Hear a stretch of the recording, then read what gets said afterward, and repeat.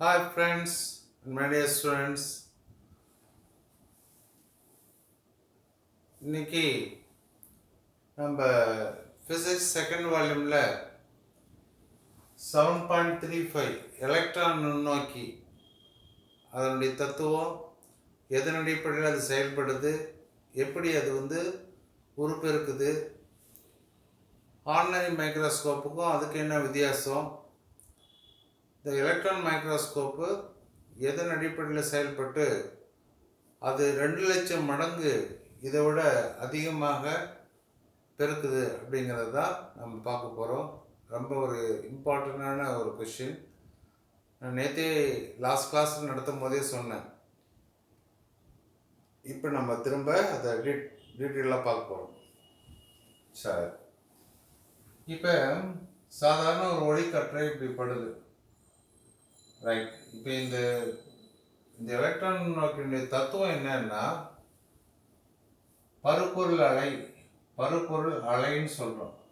பருப்பொருள்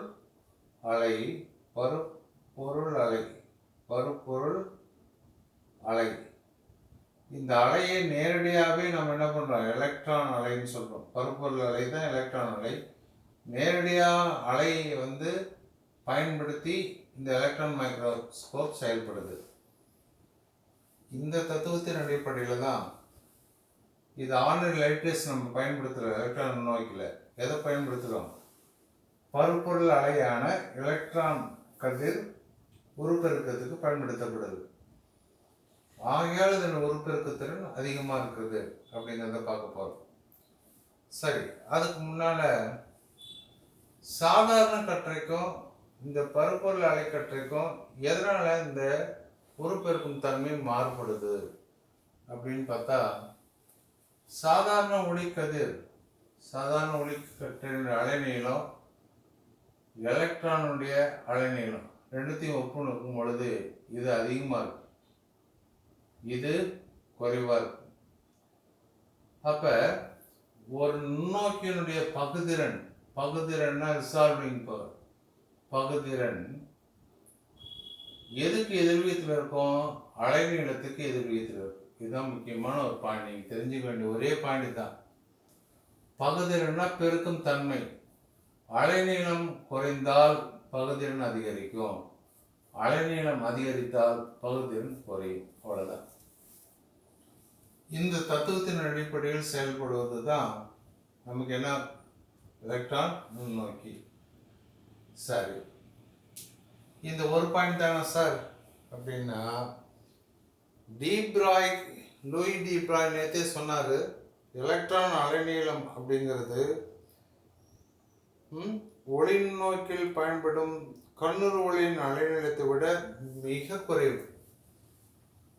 இந்த அலைநீளம் மிக மிக குறைவாக இருக்கிறதுனால பகுதிறனானது இது மிக மிக குறைவு. எலக்ட்ரானின் அலைநீளம் மிக மிக குறைவு. பகுதிறன் கட்டாயம் என்ன இருக்கும்? மிக மிக அதிகம். அவ்வாறு இந்த எலக்ட்ரான் கதிரை பயன்படுத்தி இந்த உருப்பெருக்கம் செய்தால் 2 லட்சம் மடங்கு என்ன பண்ணலாமா, சாதாரண நுண்ணோக்கி விட அதிகமாக பெருக்க முடியும் அப்படிங்கிறது தான் இதனுடைய தத்துவம்.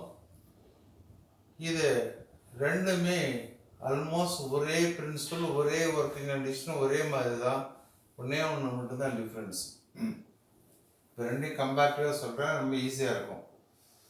இது ஒளிமூலம்னா சோர்ஸ் லைட். ஒரு பல்ப் இருந்தால் கூட போதும்.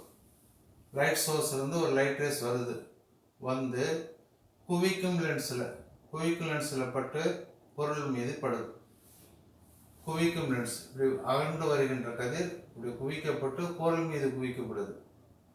பொருளுக்கு ஒரு பக்கத்தில் ஒரு லென்ஸ் வச்சுருக்கிறோம். பொருள் லென்ஸ் என்ன பண்ணுது?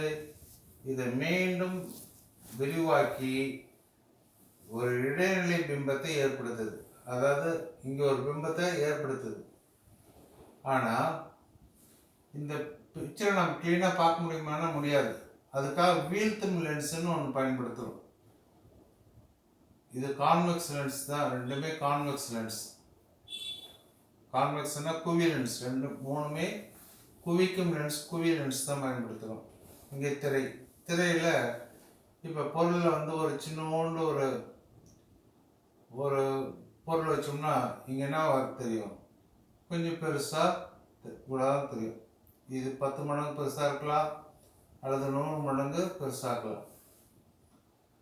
இது ஆர்டினரி மைக்ரோஸ்கோப். அதே தான் இங்கே ஒளி மூலத்துக்கு பதிலாக எலக்ட்ரான் மூலம் பயன்படுத்துகிறோம். ஒரு ஃபிலமெண்ட்டு, அதுக்கு ஒரு பேட்ரி, பாசிட்டிவ் நெகட்டிவ் கொடுத்தோம்னா இது ஹீட் ஆகி எலக்ட்ரான் உமிழுகின்ற கதிர் வெளியில் வருது. வெளியில் வருகின்ற கதிர்களை குவிக்கும் லென்ஸுக்கு பதிலாக இங்கே என்ன பயன்படுத்துகிறோம் அப்படின்னா, குவிக்கும் லென்ஸ், பொருளறு லென்ஸ், வீழ்த்தும் லென்ஸ், மூணுத்தில் ஒன்று காந்தப்புல லென்ஸை பயன்படுத்தலாம் அல்லது மின்புல லென்ஸை பயன்படுத்தலாம். ரெண்டில் எது வேணாலும் நீங்கள் பயன்படுத்திக்கலாம். இந்த லென்ஸ் வந்து என்ன இல்லை, கண்ணாடியாலான லென்ஸ் அல்ல. ஏன்னா எலக்ட்ரான் கற்றை சார்ஜ்டு பார்ட்டிக்கல். எலக்ட்ரான் கற்றைங்கிறது மின்னூட்டம் பெற்ற துகள். மின்னூட்டம் பெற்ற துகள் மின்புலத்தாலோ காந்தப்புலத்தாலோ என்னாகும், பாதை விளக்கம் அடையும். ஒரு கற்றை இப்படி வருது அப்படின்னா இங்கே மின்வாய் கொடுத்து இப்போ மின்புலத்தை வச்சு நம்ம இது எங்கே வேணாலும் என்ன பண்ணலாம், ஃபோக்கஸ் பண்ண வைக்கலாம். ஃபோக்கஸ் பண்ண வச்சு வீழ்த்து வைக்கலாம். அப்போ பொருள் மீது விழ வைக்கிறோம். இந்த மின்புல லென்ஸாக இருக்கலாம் அல்லது காந்தப்புல லென்ஸாக இருக்கலாம். ரைட், பொருள் மீது விழுது. அடுத்தது பொருளறு லென்ஸுக்கும் அதே தான், மின்புலம் அல்லது காந்தப்புல லென்ஸ் என்ன வேணாலும் பயன்படுத்தி விரிவாக்கி இடைநிலை பிம்பம் ஒன்று கிடைக்குது. வீழ்த்தும் லென்ஸ் மூலிமா திரையில் விழ வைக்கிறோம்.